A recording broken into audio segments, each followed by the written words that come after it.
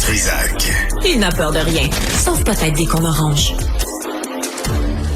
Ben Maroney est avec nous. Ben, bonjour. Bonjour. Hey, j'ai dans le Toronto Sun, là, je lisais un truc. 1 milliard de dollars par semaine en intérêt sur la dette au Canada. Oui. 1 milliard par semaine. 1 milliard.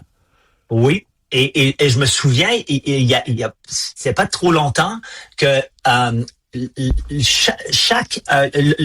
TPS en totalité contribuait parce que payait maintenant la TPS en totalité paye pour l'intérêt sur la dette. À peu Mais près. je me souviens, il était il y a pas trop longtemps que la TPS était responsable en grande partie pour éliminer les déficits ici au Canada. Donc c'est on célèbre aujourd'hui un grand accomplissement de Monsieur Carney et Monsieur Justin Trudeau, le fait que nous sommes le seul pays dans le G7 en récession technique. Et c'est vraiment c'est un accomplissement phénoménal. Parce qu'on nous dit toujours que tout est bon, on est sur le bon trajet, et c'est comme Monsieur Trudeau a cuisiné ce grand souper de croissance inférieure économique pendant 10 ans. Et maintenant, c'est servi à la table par Monsieur Carney. Et ce qui est différent cette fois d'autres récessions, c'est vraiment c'est entièrement la responsabilité du Parti libéral. Il y a pas eu un petit gouvernement conservateur ici et là pour condamner ou pour blâmer. Pour blâmer du tout. Il y a personne d'autre. Ouais. C'est sûr. Justin, il aime toujours blâmer les forces globales qui ont changé tout pendant la pandémie. Et bien sûr, M. Carney a décidé que tous nos problèmes viennent de M. Trump. Mais écoute, M. Trump est un allié économique et militaire de tous les pays du G7, et eux, ils ne font pas face à une récession. Ouais. Donc, ça va être extrêmement intéressant de voir comment il explique qu'on est sur le bon trajet. Et il faut dire, il y a quelques jours, il y avait des nouvelles que M. Carney avait sur son avion 200 000 dollars en coupure. Ils ont payé 200 000 dollars pour tout ce qu'ils ont mangé sur ces vols en Europe. Non, mais moi j'avais le chiffre de 524 000 en 2025. En bouffe, sur les voyages. Ah oui, non. Mais maintenant, c'est juste sur un tout juste oui, c'est ça. Mais comment ça fait, Ben? Et tu te souviens de Bev Oda? Ben oui, pour un verre de jus d'orange. Ben, Bev Oda, elle a dû démissionner du cabinet de M. Harper parce que elle a eu, je pense, un verre de jus d'orange de 16 $ ou quelque chose. Et c'était à Londres. Elle voyageait à Londres. Si t'as jamais été dans un hôtel à Londres, ça coûte 16 $ pour un jus d'orange.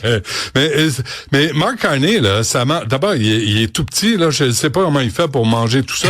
mais ça mange jamais ça se commande jamais un club sandwich avec un Coke Diet, ce monde-là? Non, jamais. Non, je sais. Ben, je sais pas.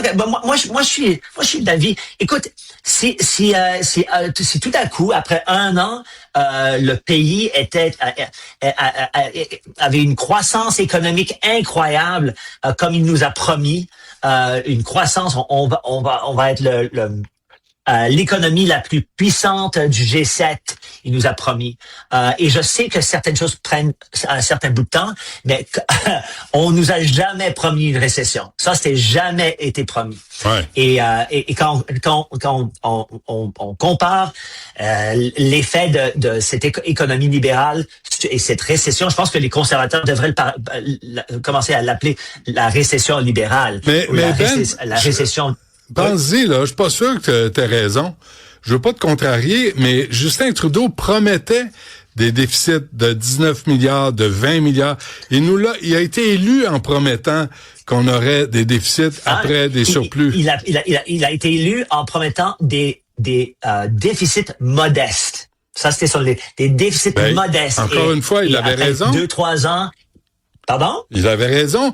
Si tu regardes 19 milliards face à 68 milliards, c'est un déficit modeste. Non, maintenant, ils ont posté, c'est 55 milliards. 55. L'an dernier, c'était 42. Ah, ça va bien. Ça va tellement bien. Oui, c'est incroyable. C'est incroyable. C'est vraiment, Mais qu'est-ce que tu penses de la sortie de Pierre Poilievre? C'est drôle. Pierre Poilievre était au Centre Bell pour venir voir le Canadien de Montréal. Puis le Parti conservateur n'a pas pensé lui faire le tour des médias à Montréal. C'est vraiment, sont pourris. Les communications du Parti conservateur, là, absolument pourries. Puis c'est pour ça que M. Carney est au pouvoir. Mais M. Poilievre a dit qu'il n'y a pas un autre pays du G7 qui est en récession, sauf le Canada. Non. C'est vrai, c'est vrai. Et il y a toujours une raison. Il y a toujours quelqu'un pour dire, on peut toujours, les libéraux pour toujours regarder une situation comme ça. C'est pas de notre faute. C'est vraiment, c'est pas nous. Tout ce qu'on a fait, c'est incroyable, c'est génial, c'est fantastique. Ouais. Le problème, c'est ça, ou c'est par là, ou par ici. C'est Monsieur Trump. C'est toi, Ben. C'est toi. C'est toi. C'est moi. C'est moi. Toi. C'est moi. Et ce que je trouve tellement intéressant, c'est après 11 ans de ce même parti, et il faut le dire, à l'exception de M. Guibault et de 2-3 personnes qui ont quitté le cabinet et le caucus, c'est le même parti, c'est le même gouvernement.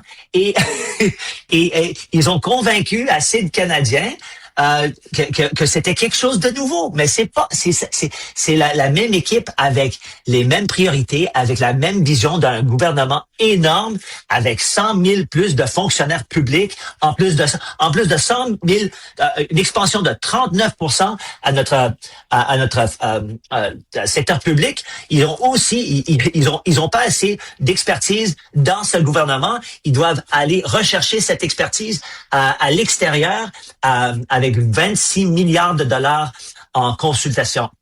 Et c'est aberrant. C'est le même gouvernement, même priorité, même vision de qui paie.